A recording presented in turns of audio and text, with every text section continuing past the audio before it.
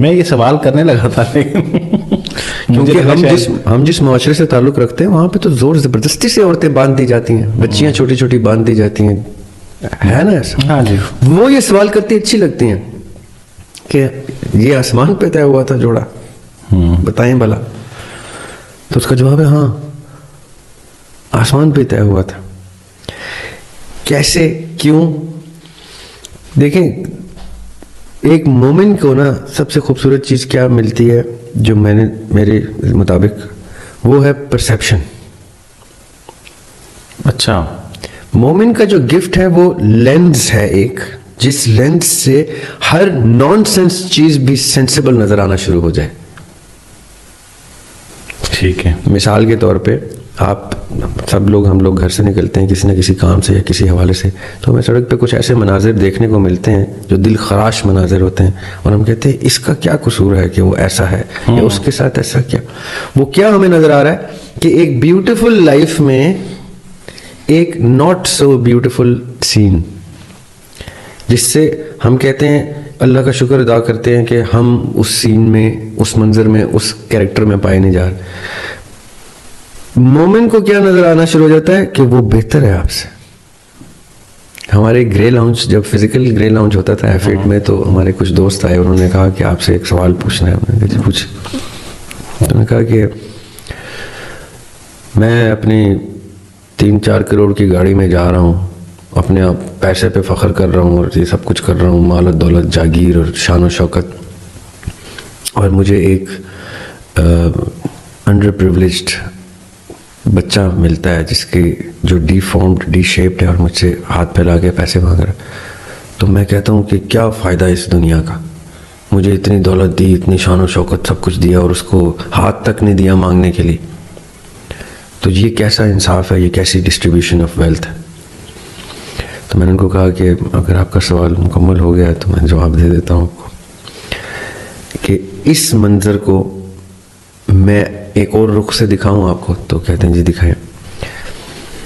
एक flying carpet है, 2 फरिश्ते आगे, 2 फरिश्ते पीछे, और ऐसे ठाट से एक बच्चा बैठा हुआ है जिसके एक खूबसूरत नेमतों से नवाजा हुआ, वो गुजर रहा है, और नीचे आग में जलता हुआ एक शख्स है, और आपको जब क्लोजअप दिखाया गया तो वो शख्स आप है, और वो बच्चा फ्लाइंग कारपेट वो है जो आपसे बगैर हाथ के पैसे मांग रहा था।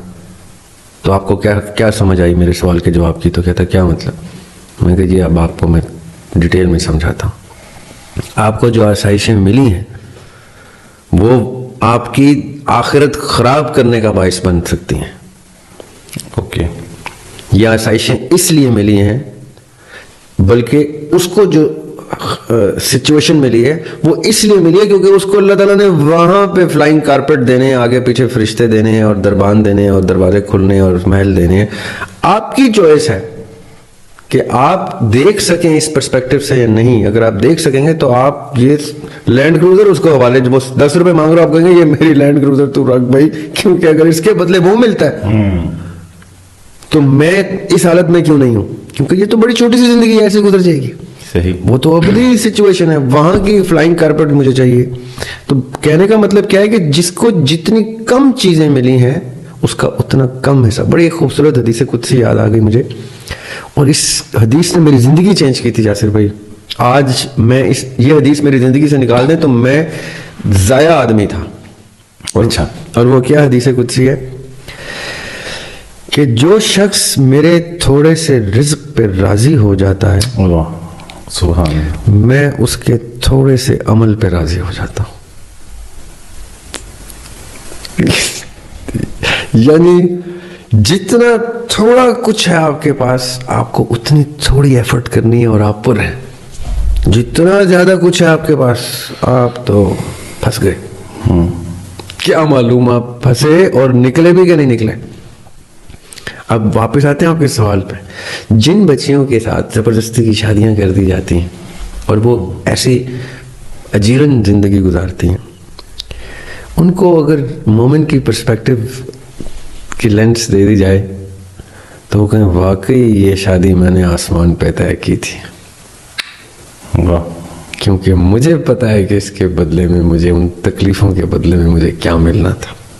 और आप यकीन करें, ये कहना बड़ा आसान है, बहुत ही आसान है जो मैं कह रहा हूँ।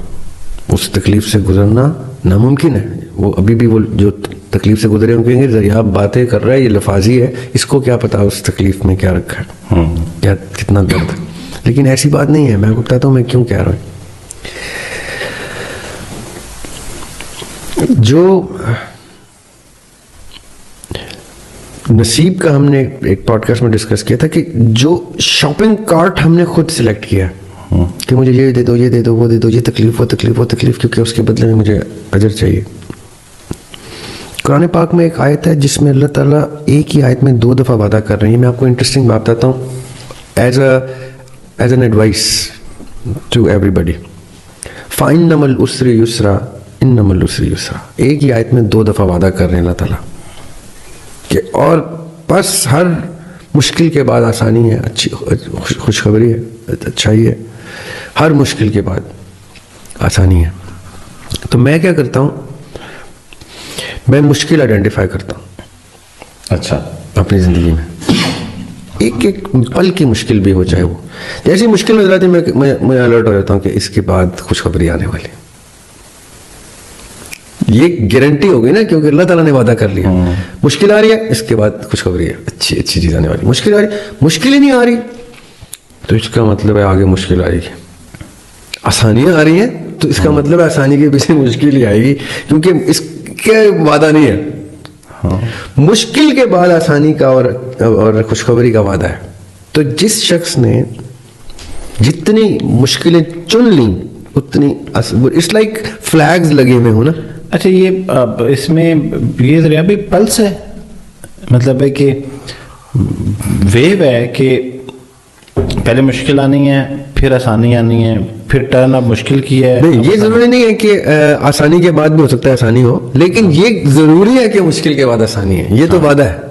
हाँ, सही है। मतलब मैं ये इसलिए भी जानना चाह रहा हूँ कि ऐसा भी तो हो सकता है कि शख्स ये गुमान करके बैठ जाए कि मेरे मुश्किल वक्त के बाद अब अल्लाह ताला ने आसानी पैदा की है, तो अब बस आसानी के बाद वो इस खौफ में मुब्तला हो जाए कि बस ये पता नहीं आसानी कितने दिनों की है, क्योंकि अब इसके बाद तो मुश्किल की वेव आने वाला टाइम है। उसूलन तो इतना शरीफ आदमी होना चाहिए कोई कि आसानी पे परेशान हो जाए।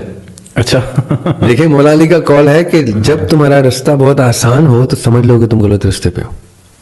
अच्छा, ये मौला अली का कॉल है। तो जैसे ही आसान रास्ता हो तो परेशान हो जाना चाहिए, क्योंकि अली कह रहे हैं तो इसका मतलब है वो कोई हुक्म रब्बी होगा, कोई आका इस्लाम ने कोई बात कन्वे की होगी, इसमें कोई शक की गुंजाइश नहीं।